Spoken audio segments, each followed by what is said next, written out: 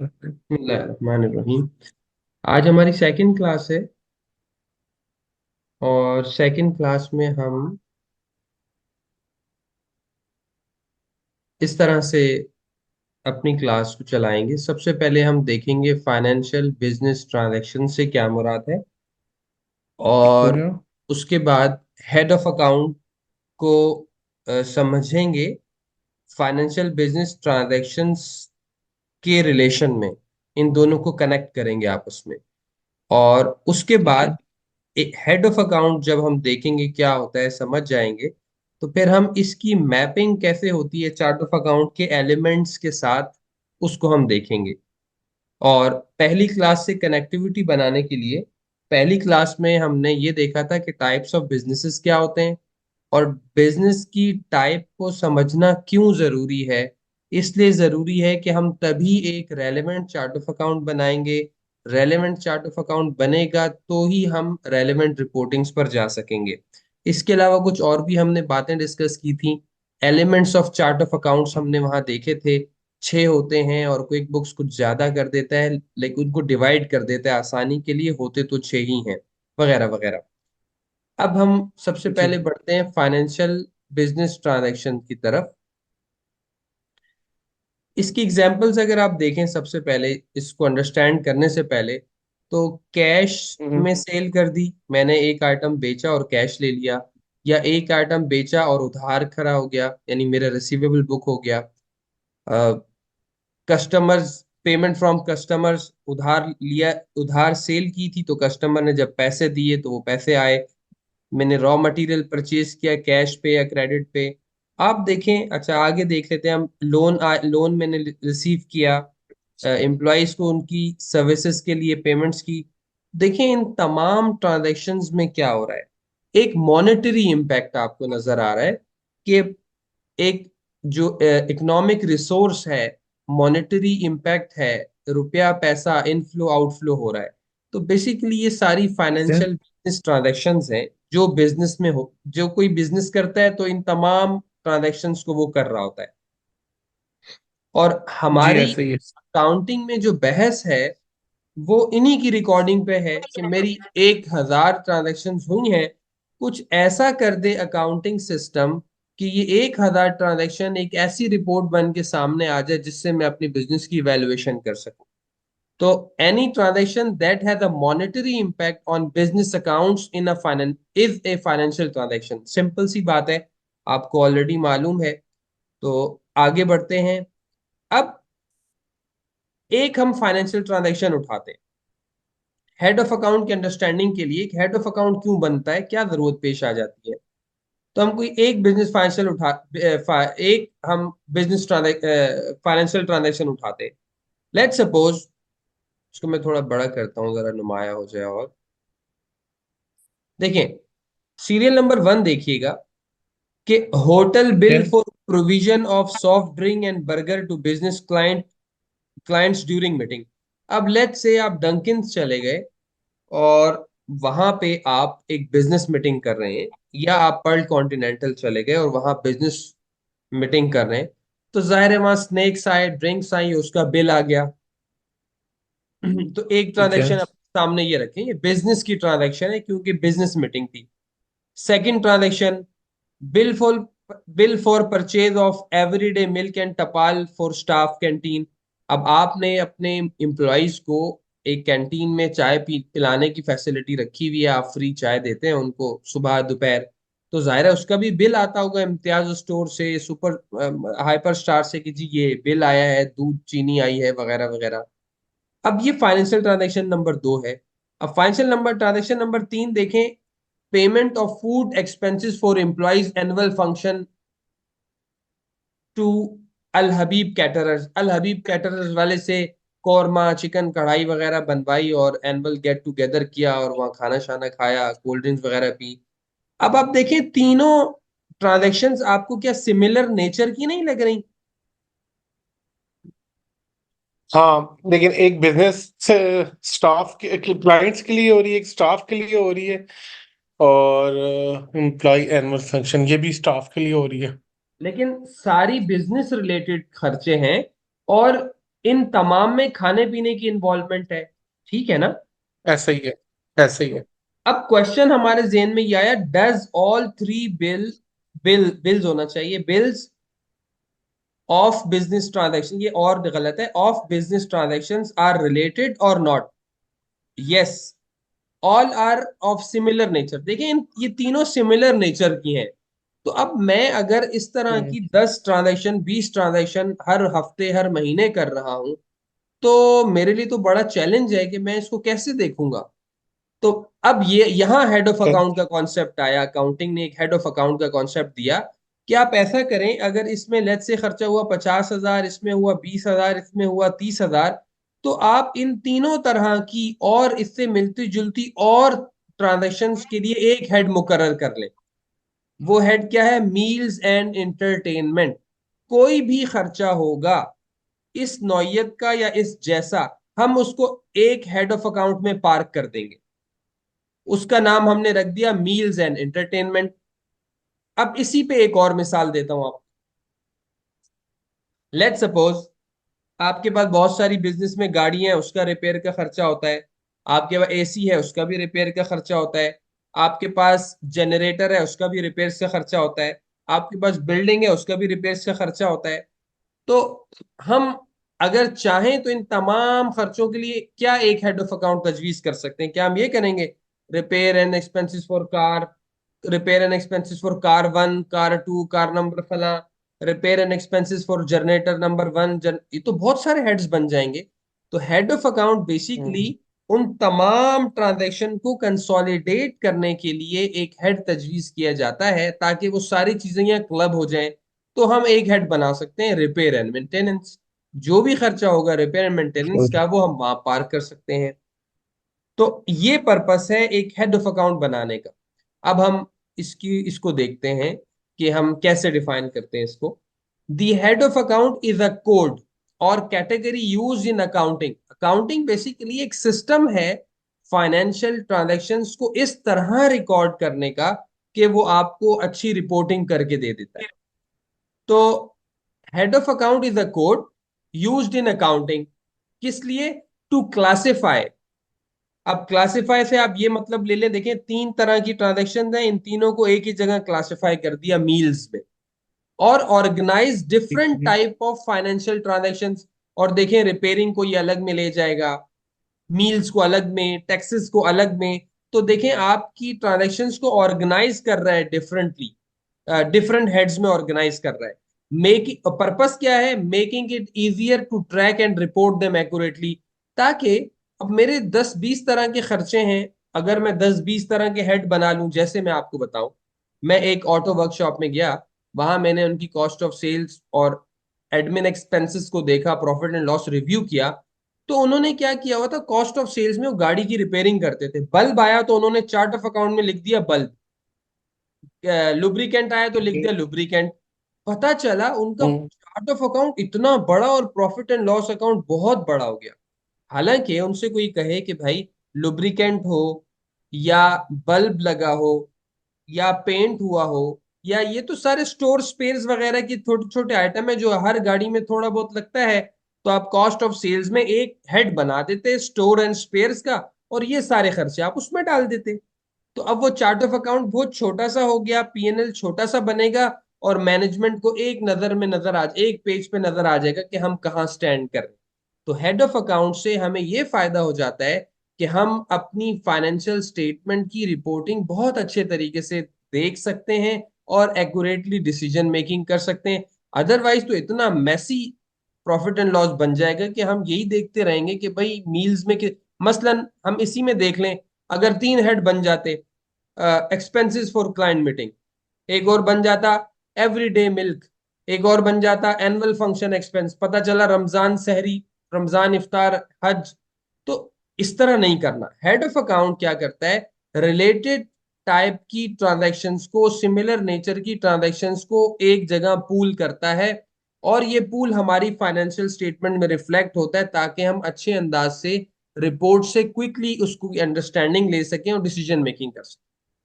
अब आगे बढ़ते हैं। ओके। जब हमने फाइनेंशियल बिजनेस ट्रांजैक्शंस को देख लिया क्या है, हेड ऑफ अकाउंट की क्यों जरूरत पेश आई अकाउंटिंग सिस्टम के अंदर, उसको देख लिया, उसका क्या पर्पस है। अब हम आगे बढ़ते हैं। अब हेड ऑफ अकाउंट बहुत सारे हो सकते हैं। फॉर एग्जाम्पल, अब ये फाइनेंशियल पहले कॉलम में, अब देखें हम लिंक कर रहे हैं चीजों को। फाइनेंशियल ट्रांजैक्शन है, दूसरे कॉलम में हम हेड ऑफ अकाउंट स्पेसिफाई करेंगे, और फिर इसको मैप करेंगे किस चीज से, element of chart of account से। हमें मालूम है कि एलिमेंट्स कितने होते हैं चार्ट ऑफ अकाउंट के, 6 होते हैं। Income, cost of sales, expense, asset, liability and capital. तो अब हम हेड ऑफ अकाउंट को मैप करेंगे। और आखिरी कॉलम में मैंने एक और एडिशनल चीज लिखी है, इसे हम लास्ट में देखेंगे। देखिए, पहली ठीक है। ट्रांजैक्शन आई। अब हम अकाउंटेंट हैं, हम मैपिंग करना जा रहे हैं। हमने पहली ट्रांजैक्शन देखी, loan to associated company payable in 6 months time. एक ट्रांजैक्शन तो हम आगे करेंगे, डबल एंट्री सिस्टम पे डेबिट क्रेडिट भी देखेंगे, लेकिन just to understand the accounting system कैसे वर्क होता है। एक फाइनेंशियल ट्रांजैक्शन आती है अकाउंटिंग सिस्टम के पास, आप मैं उसको एक बता, सेकंड के लिए आपको वो रोकना चाहूंगा, हम इसमें डेबिट और क्रेडिट को भी सीख रहे होंगे। नेक्स्ट क्लास में ये जो आप फाइनेंशियल ट्रांजैक्शंस अभी देख रहे हैं, इन फाइनेंशियल ट्रांजैक्शन से पहले आपको डेबिट क्रेडिट रूल सिखाए जाएंगे, और उसके बाद इन्हीं फाइनेंशियल ट्रांजैक्शन जो आज आप पढ़ रहे हैं, इनकी डेबिट क्रेडिट पूरी एंट्री बना के आपको बताई जाएगी। राइट। और उसके बाद क्विक बुक्स में उसकी पोस्टिंग बताई जाएगी। तो नेक्स्ट क्लास की आज प्रियम्बल है बेसिकली। अच्छा, अब लिखा है लोन टू एसोसिएटेड कंपनी, यानी एसोसिएटेड कंपनी वो होती है जिसमें जो डायरेक्टर या डायरेक्टर्स, मैनेजमेंट, बीओडी सेम हो। तो दो कंपनीज हैं, हम दोनों उसमें डायरेक्टर हैं, और दूसरी कंपनी में भी हम दोनों डायरेक्टर हैं, या सिर्फ मैं उसमें डायरेक्टर हूं या आप हैं, तो ये एसोसिएटेड कंपनीज बन जाती हैं। हुआ क्या है कि मेरी कंपनी ने, हमारी कंपनी है, उसने, उसका नाम है एक्स वाई जेड कंपनी, उसने अपनी एक एसोसिएटेड कंपनी को लोन दिया है, और हमें ये बताया है उस एसोसिएटेड कंपनी ने, जिसका नाम एबीसी है, कि मैं 6 महीने में पैसे वापस कर दूंगी। तो इसके लिए कोई हेड ऑफ अकाउंट तो तजवीज करना चाहिए ना, क्योंकि हो सकता है मैं एम्प्लॉयज को भी लोन दे रहा हूँ, मैं किसी और को भी लोन दे रहा हूँ, किसी और एसोसिएटेड पार्टी को भी लोन दे रहा हूँ, डायरेक्टर को भी लोन दे रहा हूँ। तो मुझे एक हेड ऑफ अकाउंट डिफाइन करना चाहिए। तो मैंने एक हेड ऑफ अकाउंट डिफाइन कर दिया, शॉर्ट टर्म लोन्स। और इस शॉर्ट टर्म लोन के आगे, ये जो मैंने कॉलन लगाया है, उसके आगे लिखा है एबीसी प्राइवेट लिमिटेड। इसका मतलब ये है, ये सब अकाउंट है, सब्सिडरी अकाउंट है। ठीक है। ये सब्सिडरी अकाउंट है। इसी तरह से अगर ठीक है। मैं किसी एम्प्लॉय को लोन दूंगा, तो कंट्रोल अकाउंट मेरा यही रहेगा, short term loans. Term loans. लेकिन यहाँ एबीसी प्राइवेट लिमिटेड की जगह एम्प्लॉय का नाम आ जाएगा। ठीक हो गया। इसी तरह से लेट्स से नवीद है, तो आ जाएगा शॉर्ट टर्म लोन्स नवीद। अगर शॉर्ट टर्म लोन मैंने लेट्स से कि किसी डायरेक्टर को दे दिया, तो मैं लिखूंगा शॉर्ट टर्म लोन्स। डायरेक्टर्स। एक सेकंड होल्ड कीजिएगा।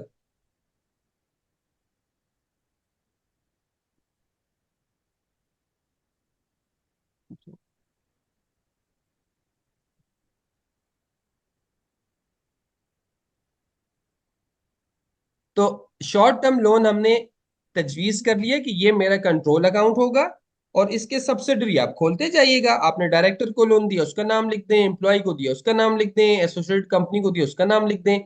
अब देखें, फाइनेंशियल ट्रांजैक्शन आपके सामने है, और आपने एक हेड ऐसा तजवीज किया कि इस जैसी जितनी भी ट्रांजैक्शन आएंगी, मैं उसको यहाँ पूल कर सकूंगा। उसके बाद ठीक हो गया। अब आप बताइए कि ये जो ट्रांजैक्शन है, कंपनी की, एक कंपनी एक्स वाई जेड की नजर से देखें, ये कंपनी के लिए एसेट है या लाइबिलिटी है? शॉर्ट टर्म लोन है, करंट एसेट है, रिसीवेबल है आपका। Exactly exactly. तो आपने क्या किया, इसको अदर करंट एसेट्स से लिंक कर दिया। क्विक बुक्स में अदर करंट एसेट आ रहा होता है, तो आपने इसको अदर करंट एसेट्स से लिंक कर देंगे। अभी हम देखेंगे कैसे करेंगे। अच्छा, एक चीज इजाफी मैंने लिखी है, इसका अंडरस्टैंडिंग से ताल्लुक है। यहां मैंने बताया करंट एसेट लिख दिया, यानी ये करंट एसेट लिखा है, ये मैं बता रहा हूं इस हेड के लिए। जरा थोड़ा और इसको हम डिटेल में समझ रहे हैं। मैंने यहाँ पे फिक्स नॉन करंट एसेट क्यों नहीं लिखा, करंट एसेट क्यों लिखा है क्लासिफिकेशन में? ये शॉर्ट टर्म लोन है। हाँ, अगर ये लोन पेबल होता 14 महीने में, तो फिर हम इसको नॉन तो ये current non asset current asset. ले लेते। जी। तो हर वो एसेट जो 12 महीने के अंदर अंदर रियलाइज हो जाता है या लिक्विडेट हो तो हमारा जाता है, तो हम उसे करंट एसेट कहते हैं, अदरवाइज नॉन करंट कहते हैं। चलें अगली ट्रांजैक्शन पे आते हैं। अगली फाइनेंशियल ट्रांजैक्शन आपके पास आई, परचेज ऑफ ऑफिस फर्नीचर। तो इसके हम्म, लिए हेड ऑफ अकाउंट हम बना देंगे फर्नीचर एंड इक्विपमेंट। अब देखें, अगर आपने एसी खरीदा, आपने रैक्स खरीदे, अलमारी खरीदी, जनरेटर खरीदा, आप सब यहां पार्क कर सकते हैं इस हेड के अंदर। और इस हमने हेड को, कैलकुलेटर खरीदा। अच्छा अब कैलकुलेटर खरीदा ना, तो कैलकुलेटर हम्म, हालांकि चलता तो देखें वो बहुत अरसे तक है, 1 साल 2 साल 3 साल, पता चला कि 10 साल भी चल रहा है कैलकुलेटर, लेकिन वो उसकी वैल्यू इतनी इममटीरियल होती है। यहाँ एक कॉन्सेप्ट आता है मटीरियलिटी का, कि जी। क्या मेरे बिजनेस के साइज के लिहाज से वो अमाउंट मटेरियल भी है। तो इसलिए कैपिटलाइज करने के लिए किसी एक्सपेंस को, देखें ये कैश आउटफ्लो हो रहा है, एक खर्चा हो रहा है, लेकिन आप उसको कैपिटलाइज कर देते हैं और डेप्रिसिएशन वर्कआउट करते हैं। तो आप एक एक मटीरियलिटी लेवल मेंटेन करते हैं कि जी मैं लेट्स से जो चीज 1 लाख की होगी तो मैं उसको एसेट रिपोर्ट करूंगा, अपने पास डिक्लेयर करूंगा। लेकिन अगर कोई ऐसी चीज है जो 1 लाख से कम है तो मैं नहीं करूंगा। अब ये 1 लाख कैसे सेट होगा? 1 लाख सेट होगा आपके बिजनेस की वॉल्यूम, सेल्स, एसेट्स को देखते हुए। हो सकता है आपके लिए, एक आपके बिजनेस के लिए 10,000 का कैलकुलेटर मटेरियल हो, लेकिन हो सकता है किसी के लिए 1 लाख का कैलकुलेटर भी मटेरियल ना हो। तो बिजनेस के साइज को हम देख के ये लेवल सेट कर सकते हैं।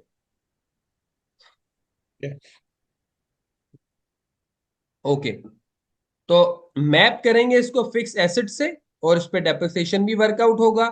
और देखें ये क्लासिफिकेशन क्या होगी, non current asset.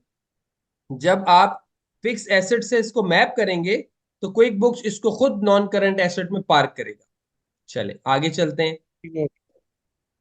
Inventory purchase की, 30 दिन की टर्म्स पे उधार इन्वेंट्री खरीदी।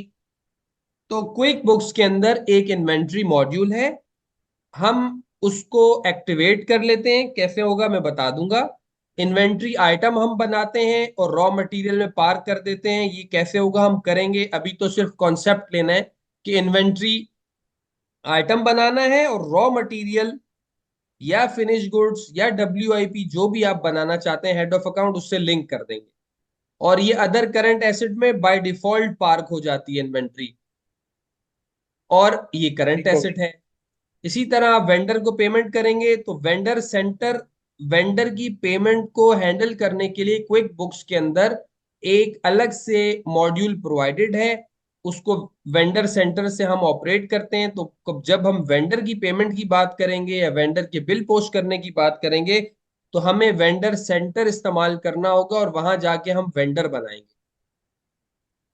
और ठीक है। इस अच्छा, ये ट्रांजेक्शन कैसे होगी शायद अभी ना समझ आए, अगली क्लास में क्लियर हो जाएगा, लेकिन अभी यही समझना है क्विक बुक्स के रेफरेंस से भी, क्योंकि हम अकाउंटिंग और क्विक बुक्स दोनों को रिलेट करके चल रहे हैं। तो पेमेंट जब हम वेंडर को करेंगे, तो हमें तो बेसिकली हेड ऑफ अकाउंट ये बनाना चाहिए अकाउंट्स पेबल। तो ये अकाउंट्स पेबल बनेगा डिफॉल्ट क्विक बुक्स में। और उस हेड ऑफ अकाउंट क्या होगा, ये यहाँ होना ये चाहिए कि मैंने यहाँ, मैं मुझे यहाँ लिखना चाहिए अकाउंट पेबल, ये यहाँ पे। लेकिन मैंने यहाँ पे आपको बताया कि अकाउंट पेबल मैं नहीं बनाऊंगा। मैं वेंडर सेंटर में जाके वेंडर का नाम लिखूंगा, वेंडर वन मतलब वेंडर का नाम लिखूंगा। क्विक बुक्स खुद उसको अकाउंट पेबल से मैप कर देगा और करंट लायबिलिटी से मैप कर देगा। और जब एंट्री किया करेंगे बैक एंड पे, वो खुद एक्सपेंस डेबिट और पार्टी क्रेडिट कर रहा होगा।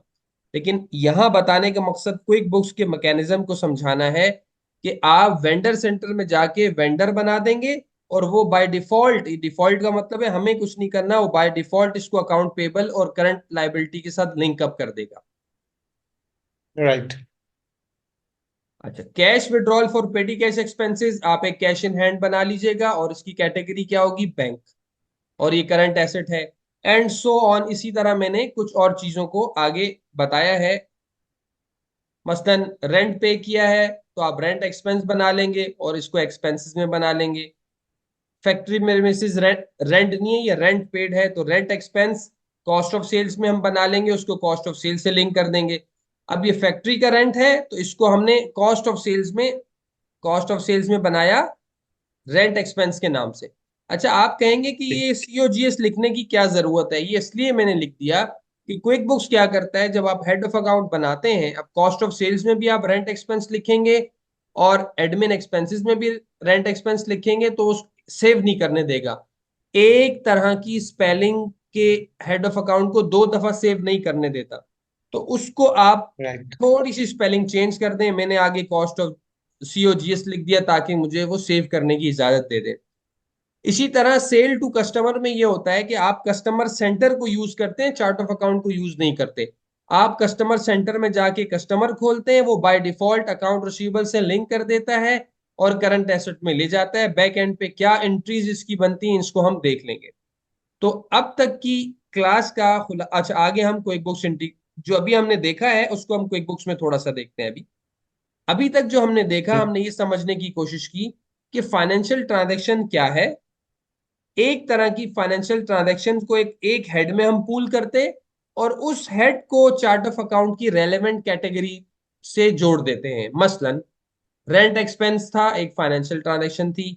हमने उसको रेंट एक्सपेंस को यानी ऑफिस का रेंट, फैक्ट्री का रेंट, उसके लिए हमने हेड ऑफ अकाउंट बनाया रेंट एक्सपेंस, और उसको हमने मैप कर दिया। अगर फैक्ट्री का रेंट था तो उसको हमने कॉस्ट ऑफ गुड सोल्ड से मैप कर दिया, और अगर ऑफिस का रेंट था हमने उसको एक्सपेंसेस से मैप कर दिया। Admin expensive. तो अब ये तीन स्टेप्स हमने बेसिकली समझे हैं।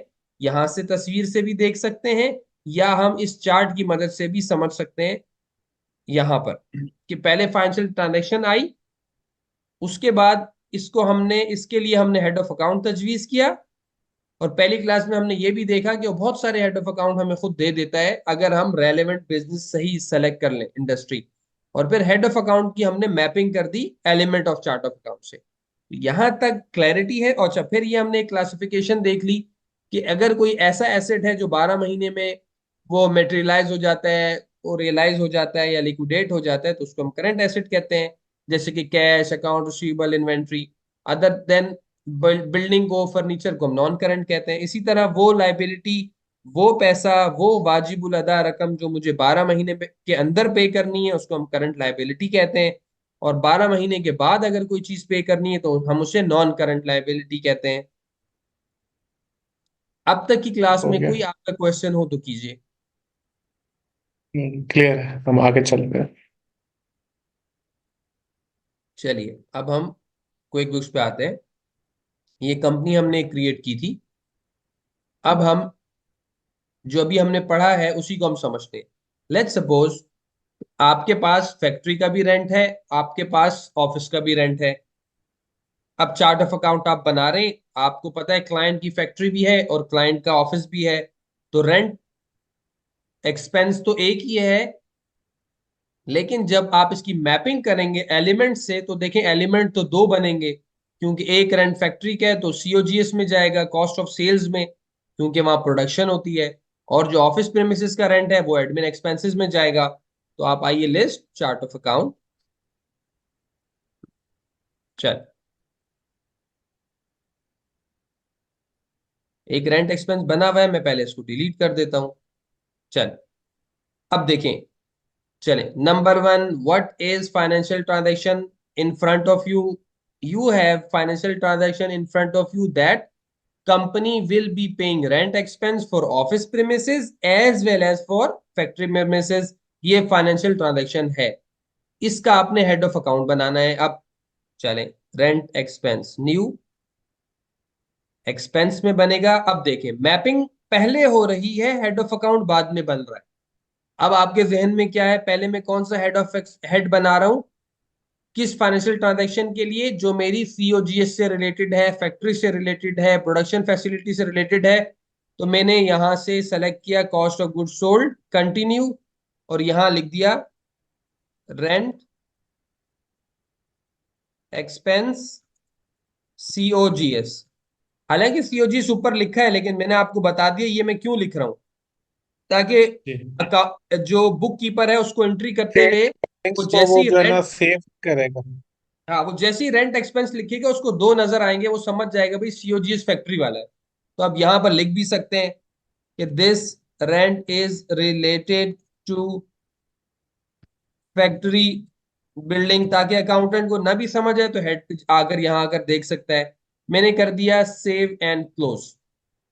देखिए कॉस्ट ऑफ सेल्स में पार्क हो गया, ये देखिए, ये रहा। ठीक है। ठीक है। जी, आ गया।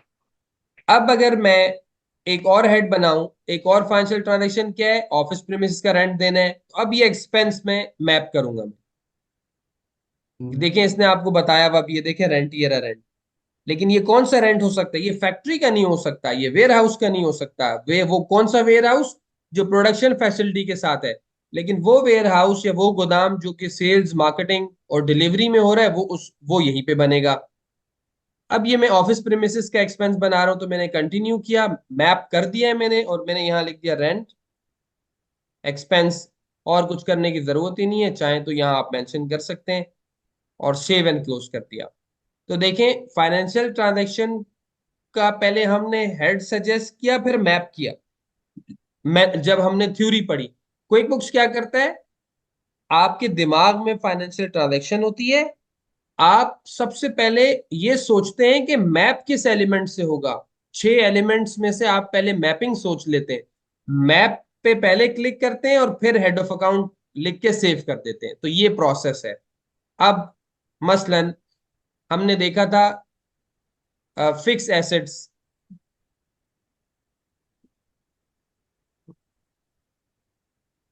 अच्छा, यहां पर एक फर्नीचर का बना हुआ है, लेकिन लेट्स से मैंने बिल्डिंग खरीदी। तो आपके दिमाग में है कि मेरी ट्रांजैक्शन होने जा रही है, मैं बिल्डिंग खरीदने वाला हूं। तो अब मैं क्या करूंगा, न्यू। अब देखिए बिल्डिंग क्या है, मैप कहां करूंगा, फिक्स एसेट्स, और कंटिन्यू।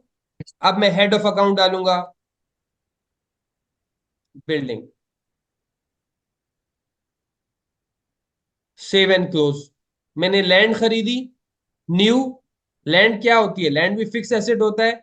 ये मैपिंग की, ये देखिए जी, मैपिंग की कैटेगरीज है। मैं छह बोल रहा हूं, ये छह नहीं है, ज्यादा है। लेकिन मैंने आपको बताया था कि होती छह हैं, क्विक बुक्स ने उन छह को मजीद डिस्ट्रीब्यूट कर दिया आसानी पैदा करने के लिए। तो अब आप फिक्स एसेट करेंगे और कंटिन्यू करेंगे, आप यहां लिख दें लैंड और सेव कर दें। तो आपने देखा, आज की क्लास में मैं यही समझाना चाहता हूं कि एक फाइनेंशियल ट्रांजैक्शन होती है जिसको एक अकाउंटिंग का प्रोसीजर या अकाउंटिंग का सिस्टम रिकॉर्ड करता है। रिकॉर्ड करने के लिए 2 स्टेप आगे है। नंबर 1, हेड ऑफ अकाउंट आपको तजवीज करना है, ताकि रिलेटेड फाइनेंशियल ट्रांजैक्शन उसमें पूल हो सके। और फिर हेड ऑफ अकाउंट को लिंक करना है, आपने मैप करना है element of chart of account से। अच्छा, लेकिन क्विक बुक्स में इस प्रोसेस को करने के लिए फाइनेंशियल ट्रांजैक्शंस आपके दिमाग में होंगी जब आप कंपनी इनकॉर्पोरेट कर रहे हैं। अभी तो हम चार्ट ऑफ अकाउंट बना रहे हैं, क्लाइंट को समझ रहे हैं, अभी तो डेटा एंट्री नहीं कर रहे हम। तो इसलिए पहले ही आपके जहन में फाइनेंशियल ट्रांजैक्शंस है, आप एलिमेंट उसके बाद सोच रहे हैं, और फिर आप हेड ऑफ अकाउंट लिख के सेव कर रहे हैं। तो ये आज की क्लास में मैं आपको बताना चाहता था। और अगली क्लास में हम डबल एंट्री सिस्टम समझेंगे और फिर उसकी एंट्रीज करेंगे। तो यहां तक क्लैरिटी है आपको? जी, बिल्कुल क्लियर है। ठीक है। थोड़ा सा मैं आपको और बता दूं, वेंडर, अब मिसाल के तौर पे अगर किसी पार्टी से मैंने माल खरीदा, लेट्स से इलेक्ट्रिसिटी का बिल आया, तो इलेक्ट्रिसिटी का अगर बिल आया तो मैं हर महीने रिकॉर्ड करूंगा और पेमेंट अप्लाई करूंगा। तो मुझे फिर यहाँ चार्ट ऑफ अकाउंट में उसके लिए नहीं जाना, जैसे कि मैंने आपको समझाया, वेंडर और कस्टमर के अलग मॉड्यूल्स दिए हुए हैं, तो मुझे चार्ट ऑफ अकाउंट से उनको मेंटेन नहीं करना, यहाँ पार्टियां नहीं बनानी। उसके लिए मैं आऊंगा वेंडर, वेंडर सेंटर, और यहां आकर मैं आऊंगा न्यू वेंडर, न्यू वेंडर। यहां मैं लिख दूंगा के इलेक्ट्रिक, और इसी वेंडर का नाम आप लिख दी। और भी फॉर्म में और भी चीजें हैं, लेकिन अभी हम सारी चीजें डिस्कस नहीं करते, फिलहाल इसको किसी और वक्त करेंगे।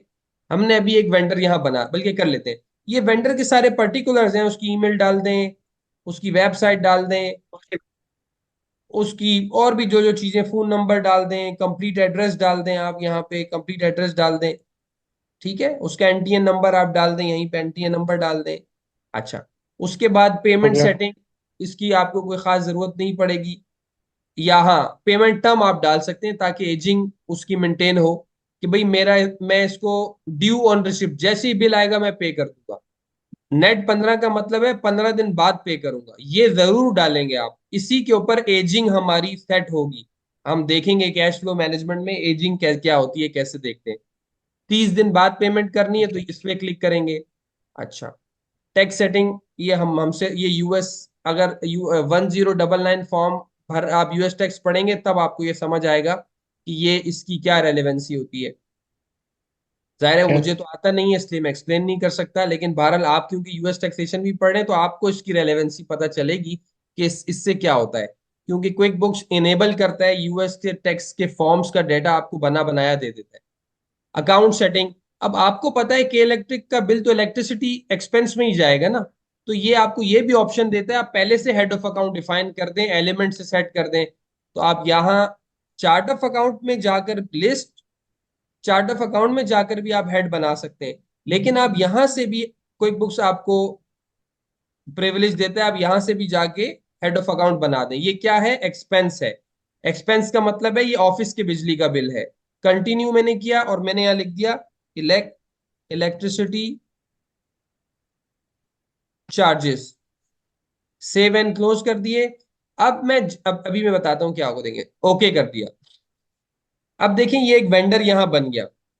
इसने, पता है सिस्टम ने क्या? क्या किया है? सिस्टम ने ये किया है, सिस्टम को पता चल गया है कि इलेक्ट्रिक का जब भी बिल पोस्ट होगा तो एक्सपेंस डेबिट करना है, पार्टी क्रेडिट करनी है। देखिए, vendor, new transaction, inter bill, expense record करना है तो आपको इंटर बिल करना होता है। अब देखें, हम कहते हैं कि जी 22 ये नवंबर का बिल आया और ये 10 रुपए का बिल आया। इलेक्ट्रिसिटी, आप यहाँ नरेशन लिख देंगे जो भी लिखना आप चाहें। मैंने टर्म्स में लिख दिया कि जी ये तो ड्यू ऑन, जैसे ही आया हमें पे करना है। मैंने सेव एंड क्लोज कर दिया, ठीक है। अब देखते हैं पीएनएल में क्या हुआ। देखें पीएनएल में एक्सपेंस रिकॉर्ड हो गया 10 रुपए से। क्या? सही है, बिल्कुल आ और गया। बैलेंस शीट में देखें इसने क्या किया। बैलेंस शीट में देखें,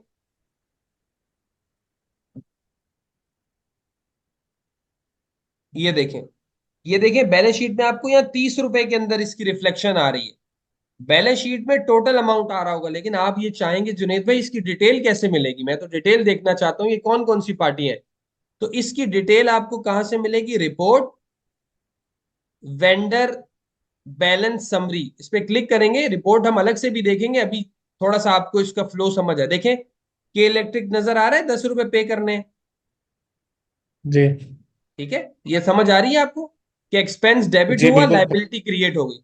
अब मैं आपको इसका डबल एंट्री व्यू दिखाता हूं कि इसने एंट्री की क्या है। ये था बिल, इस बिल पे आप आएंगे रिपोर्ट पे।